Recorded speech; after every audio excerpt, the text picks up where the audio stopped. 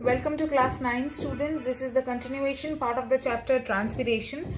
This is my third video of the chapter and my previous two videos. In my previous two videos I have completed the chapter till the second point of the significance of transpiration, and I was discussing, as I was saying, I was discussing the beneficial role of transpiration, and I have discussed two beneficial roles of transpiration, which is the ascent of sap and the passive water absorption. So I hope you have understood all these and also all the previous parts of this chapter that I have already discussed. Okay, now moving on with the third point of this beneficial role is removal of excess water. Whatever excess water is there within the plant, they are being removed by this process of transpiration. Just like within us, we have to give out the excess water of our body either through urine or through sweat. Okay, so the plants also don't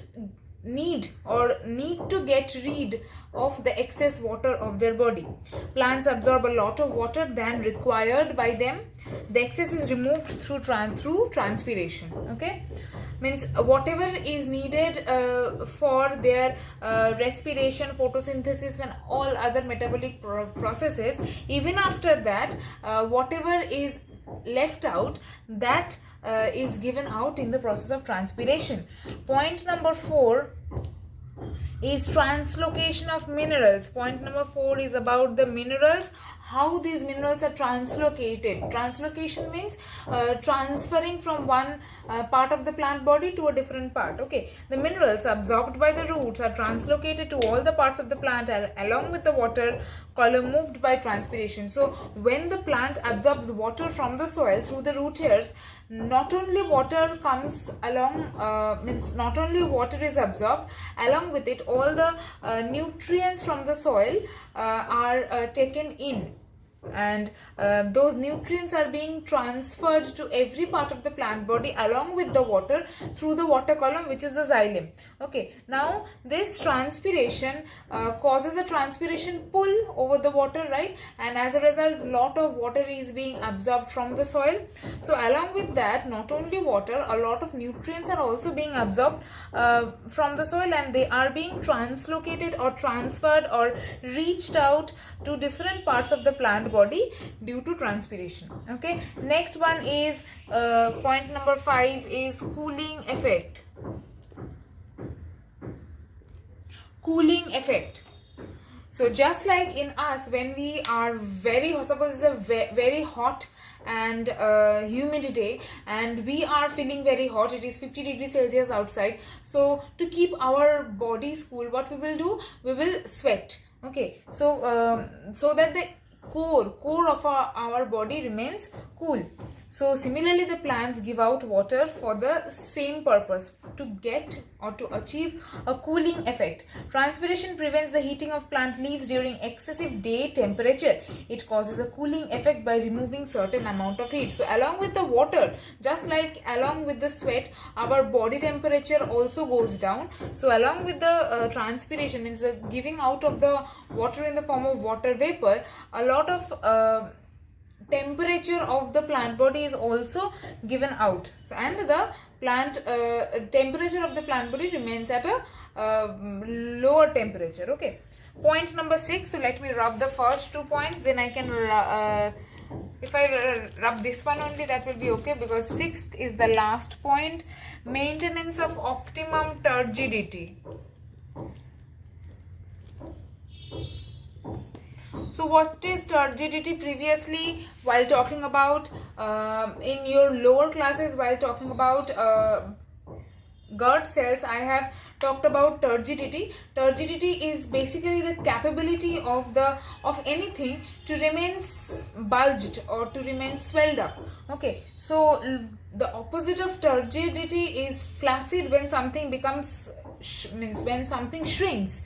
So maintenance of optimum turgidity and optimum degree of turgidity or ability to remain swelled up is essential for maintenance of various physiological activities. This is maintained through transpiration. So as transpiration causes the transpiration pull, large amount of water is being absorbed from the soil, and as a result all the cells remain turgid, remain swelled up, and that maintains the optimum turgidity of all the cells of the plant body. Clear? So these are all the 6 beneficial roles of transpiration. You will have to learn all of these by heart because these are very very important, and along with the points you will have to learn 1 or 2 line each which are there in your book. So just learn the notes, means no separate notes need to be given, just learn the points from the book only, okay, by heart. So after the beneficial roles of transpiration, it is time for the harmful roles. So as I have previously said one thing to you, the transpiration is a necessary evil. We will talk about that in details, but before that we will talk about the harmful roles. So transpiration has basically both pros and cons. We said something that everything has pros and cons. Transpiration is a very good example of that. We just now read what the good sides or the beneficial sides of transpiration are. Now let's talk about the harmful role or harmful sides of transpiration. First one is reduction in growth. I'm just writing this point in short. Reduction in growth. Growth is reduced in the plant body. Why? Transpiration decreases the amount of water available to young cells. This reduces growth. So basically transpiration causes transpiration pull. Again and again I am saying the same thing because this is the basic fundamental point of this transpiration. Transpiration will happen no matter what.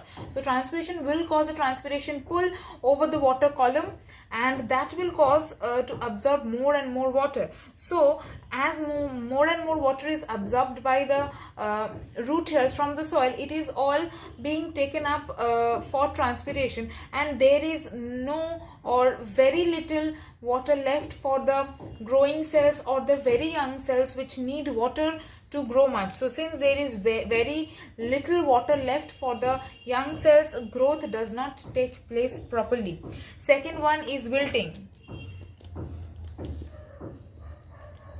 Wilting, you all know that when the leaves become yellow in color due to not performing photosynthesis properly, that is known as wilting. It is quite common during the noon hours due to high rate of transpiration. So we have explained what causes higher rate of transpiration. So during the noon the rate of transpiration is quite high, and as a result all the water is lost in transpiration, and this causes wilting because for photosynthesis not enough water is there, and general growth and the process of photosynthesis is stopped.